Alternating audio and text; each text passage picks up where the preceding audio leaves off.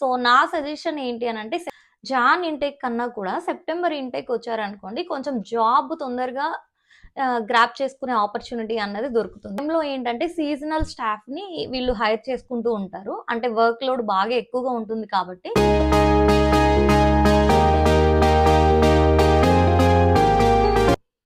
Hey guys! Welcome back to our channel. అందరూ ఎలా ఉన్నారు? మేమైతే చాలా బాగున్నాము. మీరందరూ కూడా చాలా చాలా బాగున్నారని నేను అనుకున్నాను. ఫస్ట్ టైం మీరు మా ఛానల్ చూస్తుంటే గనక మేమైతే యూకేలో ఉంటాము. మన ఛానల్‌లో మరిన్ని ఇన్ఫర్మేటివ్ వీడియోస్ ఉన్నాయి. ప్లీజ్ లైక్ చేయండి, షేర్ చేయండి అండ్ మన ఛానల్‌ని సబ్స్క్రైబ్ చేసుకోవడం అస్సలు మర్చిపోవద్దు. అండ్ చాలామంది సబ్స్క్రైబ్ చేసుకోకుండా చూస్తున్నారు. ప్లీజ్ అదేదో సబ్స్క్రైబ్ చేసుకొని చూస్తే నాకు గూడా మరిన్ని ఇన్ఫర్మేటివ్ వీడియోస్ చేయాలని చెప్పి ఇంట్రెస్ట్ కలుగుతుంది. సో ఈరోజైతే చాలామంది రిక్వెస్ట్ చేస్తున్న వీడియో, అక్క యూకేలో పార్ట్ టైమ్ జాబ్స్ ఏ ఫీల్డ్స్‌లో ఉంటాయి? అండ్ ఎంత పే ఉంటుంది?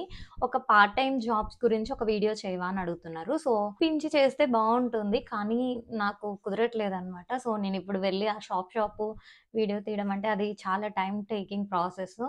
అండ్ ఎవరన్నా షూట్ చేస్తూ నేను తీస్తే బావుంటుంది. సో అలా చేయడానికి నాకిప్పుడు పాసిబిలిటీ లేదు కాబట్టి నేను నార్మల్‌గా ఇలా ఓరల్‌గా అయితే చెప్పడానికి ట్రై చేస్తున్నాను. సో ఒక చిన్న వీడియో ఎండ్ వరకు అయితే చూడండి. వీడియోని ఎక్కడ అయితే స్కిప్ చేయొద్దు. సో మీకైతే యూజ్‌ఫుల్ ఇన్ఫర్మేషన్ దొరుకుతుందని చెప్పి నేనైతే అనుకుంటున్నాను. సో నార్మల్‌గా యూకేలో పార్ట్ టైమ్ జాబ్స్ ఏ ఫీల్డ్స్‌లో ఉంటాయి? అండ్ ఎంతెంత వేజెస్ అనేవి ఇస్తారు అని చెప్పి అడుగుతున్నారు కదా! సో యూకేలో అయితే పార్ట్ టైమ్ జాబ్స్ మాక్సిమం అన్ని ఇండస్ట్రీస్‌లో ఉంటాయన్నమాట. సో మోస్ట్‌లీ ఏంటి అనంటే కొన్ని రీటైల్‌కి సంబంధించిన జాబ్స్ చెప్తాను ఫస్ట్. దెన్ స్టెప్ వైస్ చెప్తా అనమాట వన్ బై వన్. సో కొన్ని జాబ్స్ వచ్చేసి రీటైల్‌కి సంబంధించినవనమాట. అంటే ఏంటంటే కొన్ని కొన్ని స్ట్రీట్స్‌లో రీటైల్ షాప్స్ అనేవి ఉంటాయి. అంటే మినిమమ్ వాళ్ళ డైలీ ఏవైతే సామాన్లు కానీ, సరుకులు కానీ కావాలనుకుంటారు కదా! సో అలాంటి shops and fuel stations and off licences ఇవన్నీ ఏంటంటే షాప్స్ అనమాట. సో గ్రోసరీస్ అలాంటివి దొరికేవి అండ్ డ్రింక్స్, చాక్లెట్స్ ఇలా దొరికే స్టోర్స్ ఉంటాయన్నమాట. సో వాటిల్ని ఆఫ్ లైసెన్సెస్ అంటారు. లేదు ప్రీమియర్ షాప్స్ అంటారు. ఆ షాప్సే ప్లస్ పెట్రోల్ స్టేషన్ కూడా అనమాట. సో 2 కలిపి కూడా ఉండొచ్చు.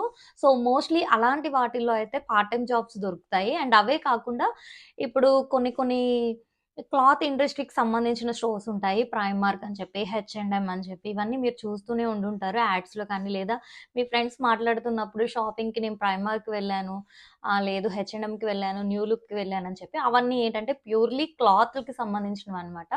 సో అలాంటి వాటిల్లో కూడా పార్ట్ టైమ్స్ కింద తీసుకుంటారు. అండ్ కొన్ని ఇండస్ట్రీకి సంబంధించినవి. సో వాటిల్లో డెలివరీ డ్రైవర్స్ కింద సో వాళ్ళు సేమ్ మనకి జొమాటో, స్విగ్గీ ఎలాగో ఇక్కడ ఏంటంటే డెలివరో, ఊబర్ ఈట్స్ అన్నది కొంచెం బాగా పాపులర్ అనమాట. సో ఆహ్, డామినోస్ కానీ, మెక్‌డొనాల్డ్స్ కానీ, లేదా ఇంకేమన్నా పిజ్జా షాప్స్, బర్గర్ షాప్స్ అలాంటి వాటిల్లో ఏంటంటే in store and delivery drivers కింద కూడా తీసుకుంటారనమాట. సో అలాంటి వాటిల్లో మోస్ట్‌లీ జాబ్స్ కూడా ఉంటాయి. అంటే మెయిన్‌గా వచ్చిన ఇనీషియల్‌గా యూకేకొచ్చిన ప్రతి ఒక్కళ్ళు చేసే పార్ట్ టైమ్ జాబ్స్ అవే అనమాట. అండ్ కొన్ని కొన్ని పిజ్జా షాప్స్‌లో అండ్ కేఎఫ్‌సీ అని చెప్పి, డామినోస్ అని చెప్పి ఇన్ స్టోర్‌లో లేదు అంటే డెలివరీ డ్రైవర్స్ కింద కూడా వర్క్ చేస్తూ ఉంటారు. సో అలాంటి వాటిల్లో కూడా దొరుకుతాయన్నమాట. And mostly part time jobs ఇలాంటి వాటిలకి సంబంధించినవన్నీ ఇవే అనమాట. సో యాస్ ఎ స్టూడెంట్‌గా వస్తే గనక 20 అవర్స్ వర్క్ చేసుకోవచ్చు. అదే ఫుల్ టైమ్ ఎంప్లాయీ అయితే గనక మోర్ దెన్ 40 అవర్స్, 44 అవర్స్ అలా కాంట్రాక్ట్ ఉంటుందనమాట. సో పార్ట్ టైమ్ జాబ్స్‌కి పేస్ ఎలా ఉంటాయి అనంటే, ఇప్పుడున్న ఇయర్‌కి మినిమమ్ వేజ్ వచ్చేసి 21 ఇయర్స్ అంటే ఇక్కడ ఇయర్ వైస్ ఉంటుందనమాట. సో 18-20 ఇయర్స్‌కి ఒక పేయి, దానికన్నా తక్కువ ఏజ్ వాళ్ళకి ఒక పేయి. సో ఎవరైతే 21 ఇయర్స్ ఓవర్ ఉంటారో వాళ్ళకొక పేయి ఉంటుంది. అక్కడి నుంచి ఇక అది ఎక్స్‌పీరియన్స్‌ని బేస్ చేసుకొని ఉంటుందనమాట. సో 21 మోస్ట్‌లీ వచ్చేవాళ్ళు ఎంఎస్ చేయడానికి వచ్చే వాళ్ళందరూ 21 పైనే ఉంటుంది కాబట్టి సో ఆ పేయి అయితే నేను చెప్తాను. 2024లో ఆ పేయి వచ్చేసి £11.44 అనమాట. అదే ఒకవేళ ఇప్పుడు 2025 రేపు ఏప్రిల్ నుంచి మళ్ళీ పే అన్నది చేంజ్ అవుతుంది. అలా అయితే గనక £12.21 అనుకుంటా. సో కొంచెం అయితే పెరుగుతుంది. సో పేయస్ అయితే ఇలా ఉంటాయి. అదే అలా కాకుండా చాలా వేర్ హౌసెస్ కూడా ఉంటాయన్నమాట. సో ఇప్పుడు నేను చెప్పా కదా రీటైల్ స్టోర్స్ కానీ, లేదు అంటే క్లాతింగ్ స్టోర్స్ కానీ ఇలాంటివి ఏంటి అనంటే వాళ్ళకి పెద్ద పెద్ద వేర్ హౌసెస్ ఉంటాయన్నమాట. కొంచెం సిటీ ఔట్‌కట్స్‌లో అలాంటి ప్లేసెస్‌లో పెద్ద పెద్ద వేర్ హౌసెస్ ఉంటాయి. అక్కడేంటంటే ఇంకొంచెం ఈ మినిమమ్ వేజ్ కన్నా కూడా ఒక 40 పెన్స్, 50 పెన్స్ ఎక్కువే ఉంటుందనమాట. సో, అలాంటి వేర్ హౌసెస్‌లో కూడా part time jobs, full time jobs 2 ఉంటాయన్నమాట. సో, ఫుల్ టైమ్ అంటే 40 hours plus more than 40 hours అలా ఉంటుంది. అంటే డిపెండ్స్ అనమాట. 36 పేయి వేజెస్‌ని బట్టి అవర్స్ ఉంటాయన్నమాట. అది 37 అవర్స్ అవ్వచ్చు, 40 అవర్స్ అవ్వచ్చు, 44 అవర్స్ అవ్వచ్చు. అది డిపెండ్స్ అపాన్ ద కంపెనీ. అదే స్టూడెంట్‌కయితే పర్టిక్యులర్‌గా మీరు చదువుకునే టైంలో ఓన్లీ 20 అవర్స్‌కే ఎలిజిబిలిటీ కాబట్టి, సో, మీకు మినిమమ్ ఒక 18 అవర్స్ గానీ, 20 అవర్స్ గానీ వాళ్ళు ఇస్తారనమాట. సో, వేర్ హౌసెస్ అంటే ఏంటి అనంటే, ఇప్పుడు రీటైల్ స్టోర్స్ అని చెప్పి, ఫుడ్ ఇండస్ట్రీకి సంబంధించిన స్టోర్స్ అని చెప్పా కదా! సో, వాటిలికి సంబంధించినవేంటంటే, బల్క్‌లో స్టాకొస్తుంది. అవి వాళ్ళ వేర్ హౌసెస్‌లో స్టోర్ చేసుకుంటారనమాట. సో, అవి ఆర్డర్స్ ఒస్తా ఉంటాయి. వాటిలికి డెలివర్ చేయాల్సుంటుంది. ప్యాకింగ్స్ అని చెప్పి, ఇంకా లేబులింగ్ అని చెప్పి, అలా డిఫరెంట్, డిఫరెంట్. అలానే సేమ్ క్లాతింగ్ బ్రాండ్‌కి సంబంధించిన వేర్ హౌసెస్ ఉంటాయి. అండ్ ఇంకేమన్నా ఇప్పుడు మెకానికల్ అలాంటివి ఉంటాయి గదా! వాటిలికి సంబంధించిన వేర్ హౌసెస్. అవన్నీ ఏంటంటే కొంచెం సిటీస్‌కి ఔట్‌కట్స్‌లో ఉంటాయన్నమాట. కొంచెం అంటే స్పేషియస్ ప్లేసెస్‌లో పెట్టుకుంటారు కదా! సో, అలాంటి ప్లేసెస్‌లో అలాంటి వేర్ హౌసెస్ ఉంటాయన్నమాట. సో, ఇప్పుడు మినిమమ్ వేజ్ ఉంది కదా! మినిమమ్ వేజ్ మీదకి ఒక 20 పెన్స్, 30 పెన్స్ ఇక డిపెండ్స్ అపాన్ ద కంపెనీ అన్నమాట. ఒక 40, 50 పెన్స్ ఇంకా ఎక్కువే ఉంటుంది. సో, మోస్ట్‌లీ అందుకే స్టూడెంట్స్ ఎక్కువగా వేర్ హౌసెస్‌ని చూజ్ చేసుకోవడానికి ఇష్టపడుతూ ఉంటారనమాట. సో, అలాంటి వాటిల్లో కూడా వర్క్ చేసుకోవచ్చు. అండ్ కొంతమంది అడుగుతున్నారు. సో, ఏ ఇంటేక్‌కి వస్తే బెస్ట్ అని చెప్పి. సో, మనకి తెలిసి యూకేకైతే జాన్ ఇంటేక్ ఉంది, మే ఇంటేక్ ఉంది అండ్ సెప్టెంబర్ ఇంటేక్ ఉంది. మెయిన్ రెగ్యులర్ బేసిస్‌లో ఎక్కువగా స్టూడెంట్స్ వచ్చే ఇంటేక్స్ ఏమన్నా ఉన్నాయి అంటే అవి January intake and September intake. So, నా సజెషన్ ఏంటి అనంటే జాన్ ఇంటేక్ కన్నా కూడా సెప్టెంబర్ ఇంటేక్ వచ్చారనుకోండి కొంచెం జాబ్ తొందరగా గ్రాబ్ చేసుకునే ఆపర్చునిటీ అన్నది దొరుకుతుంది. ఎందుకు అనంటే అక్టోబర్, నవంబర్, డిసెంబర్ ఇదంతా ఏంటంటే పీక్ టైము. బాగా ఇక్కడ వీళ్ళు సెలబ్రేట్ చేసుకునే ఫెస్టివల్ ఏదైనా ఉంది అనంటే వాళ్ళ పెద్ద ఫెస్టివల్ క్రిస్మస్ అన్నమాట. సో, మీరొకవేళ సెప్టెంబర్ ఇన్‌టేక్‌కి వచ్చారనుకోండి, సో, ఆ టైంలో ఏంటంటే సీజనల్ స్టాఫ్‌ని వీళ్ళు హైర్ చేసుకుంటూ ఉంటారు. అంటే వర్క్ లోడ్ బాగా ఎక్కువగా ఉంటుంది కాబట్టి, సో, పొజిషన్స్ ఉండే ఛాన్స్ ఉంటుందన్నమాట. సో, పార్ట్ టైమే కానీ, ఫుల్ టైమే కానీ వేకెన్సీస్ ఎక్కువుంటాయి. సో, ఎవరన్నా స్టూడెంట్స్ వచ్చేవాళ్ళు లేదా ఇన్ ఫ్యూచర్ ప్లాన్ చేసుకునే వాళ్ళెవరన్నా ఉన్నారు అనంటే గనక, సో, సెప్టెంబర్ ఇన్‌టేక్‌కి ప్లాన్ చేసుకుంటే బెస్ట్. నా సజెషన్ ఏంటంటే సెప్టెంబర్ ఇన్‌టేక్‌కి ప్లాన్ చేసుకుంటే బెస్ట్. సో, ఖాళీగా ఉండకుండా అట్‌లీస్ట్ మీకు రాగానే వెంటనే 1, 2 మంత్స్‌లో అయితే జాబ్ సార్ట్ ఔట్ అవుతుంది అని చెప్పి నేననుకుంటున్నాను. అండ్ అంత హార్డ్ జాబ్స్, అంత భయపడాలి, కంగారు పడాల్సింది అన్నదంటూ ఏం లేదు. మినిమమ్ ఒకటి ఇంగ్లీష్ నాలెడ్జ్ అయితే ఉండాలనమాట. సో, బేసిక్ ఇంగ్లీష్ నాలెడ్జ్ ఉంటే సరిపోతుంది. అండ్ ఇంకా మీరు వన్స్ జాయిన్ అయిన తర్వాత మీ పర్ఫార్మెన్స్‌ని బేస్ చేసుకొని ఉంటుంది కాబట్టి, సో, అంత వరీ అవ్వాల్సిన అవసరం లేదు. అండ్ ఒకవేళ మీరు ఇప్పుడు ఇండియా నుంచి గాని ఇలా ప్లాన్ చేసుకొని వచ్చే స్టూడెంట్స్ ఎవరైనా ఉన్నారనుకోండి. సో, నేనిచ్చే సజెషన్ ఏంటి అనంటే, మీరు కొన్ని రెజ్యూమ్స్ అట్‌లీస్ట్ ఒక 10, 15 రెజ్యూమ్స్ ఇలాంటి స్టోర్స్‌లో ఎక్స్‌పీరియన్స్ ఉందని చెప్పి, అంటే ఫుడ్ డెలివరీ చేశానని చెప్పి, లేదా స్టోర్స్‌లో వర్క్ ఎక్స్‌పీరియన్స్ ఉందని చెప్పి, ఒక 6 మంత్స్, అట్‌లీస్ట్ 10 మంత్స్ అలా ఏదో ఒకటి అలాంటివి ఒక ఓన్లీ పార్ట్ టైమ్ జాబ్స్‌కే ఒక రెజ్యూమ్ లాంటిదైతే రెడీ చేసుకోండి. దాన్ని మీ సిస్టమ్‌లో ఒక కాపీ ఉండేలాగా చూసుకోండి. And at the same time ఒక 10-15 జిరాక్సెస్ అన్నది క్యారీ చేసుకోండి. మోర్ దెన్ దట్ ఏం అవసరం లేదు. సో, అలా చేస్తే ఏంటి అనంటే, మీరు వచ్చిన వెంటనే ఇప్పుడు ఏమన్నా స్టోర్స్ అవి విజిట్ చేశారనుకోండి, కొంతమంది ఆన్‌లైన్ అడుగుతారు, కొంతమంది హ్యాండ్ ఓవర్ చేయమని అడుగుతారు. సో, అలాంటి టైమ్స్‌లో ఏంటంటే మీకు ఈజీగా ఉంటుందనమాట. సో, మీకేమన్నా బేసిక్ ఆహ్, ఎక్స్‌పీరియన్సెస్ ఏమన్నా ఉన్నాయనుకోండి, అవి మెన్షన్ చేసుకోండి. జస్ట్ రెజ్యూమ్ మరీ అంత హడావుడిగా ఏం చేయాల్సిన అవసరం లేదు.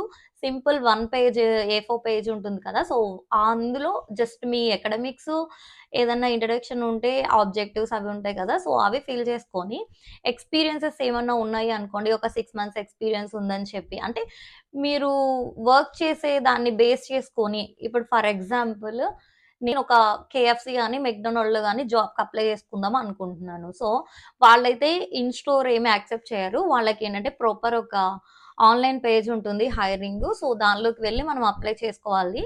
అక్కడేంటంటే మీరు రెజ్యూమ్ అప్‌లోడ్ చేయాలి. సో, మీ కాపీ మీకు ఆల్రెడీ సిస్టమ్‌లో ఉందనుకోండి, దాన్ని మినిమమ్ ఎడిట్స్ అన్నయి చేయండి. అంటే మీకు మినిమమ్ అలాంటి ఫీల్డ్‌లో ఎక్స్‌పీరియన్స్ ఉంది అని చెప్పి గనక మీరు చిన్న చిన్న బేసిక్ అంటే నేను ఫుడ్ ఇండస్ట్రీలో వర్క్ చేశానని చెప్పి లేదు. నేను కస్టమర్ సపోర్టింగ్ టీమ్ కింద వర్క్ చేశాను. అలా చిన్న చిన్న ప్రిపరేషన్స్ వచ్చు. లేదు నేను అంతకుముందు ఏదైనా రెస్టారెంట్స్‌లో వర్క్ చేసిన చెఫ్ ఎక్స్‌పీరియన్సెస్ అలా ఉన్నాయి అన్నవి యాడ్ చేశారనుకోండి. సో, మీకేంటంటే బెనిఫిట్ అనమాట. సో, మినిమమ్ ఇంగ్లీష్ లాంగ్వేజ్ అయితే మ్యాండేటరీగా ఉండాలి. ఎందుకు అంటే వాళ్ళు ఇంటర్వ్యూ చేసినా, ఏది చేసినా మనం అట్‌లీస్ట్ వాళ్ళు అడిగే క్వెషన్స్‌కి ఆన్సర్ చేయాలి కాబట్టి, సో, మినిమమ్ మరీ ఎక్స్‌ట్రార్డినరీ అవసరం లేదు. సో, మినిమమ్ వాళ్ళు చెప్పింది మనకర్థమయ్యి, మనం వాటిలికి రెస్పాన్స్ ఇస్తే ఓకే. దట్స్ ఫైన్ అనమాట. అలా అని చెప్పి ఇంగ్లీషే మ్యాండేటరీ అనైతే నేను చెప్పను. అండ్ ఇంకొకటేంటి అనంటే మాక్సిమం మీకెవరన్నా ఇక్కడ ఫ్రెండ్స్, ఫ్యామిలీ వాళ్ళు ఉన్నారనుకోండి. సో, రిఫరెన్సెస్ కూడా పెట్టుకోండి. ఎందుకైనా మంచిది. ఎందుకు అనంటే రిఫరెన్సెస్ ఉన్నాయనుకోండి ఇంకొంచెం తొందరగా వచ్చే పాసిబిలిటీ ఉంటుందనమాట. ఇప్పుడు ఎవరైనా వేరే దగ్గర వర్క్ జేస్తున్నారు ఫర్ ఎగ్జాంపుల్. వాళ్ళకి తెలుస్తాయన్నమాట.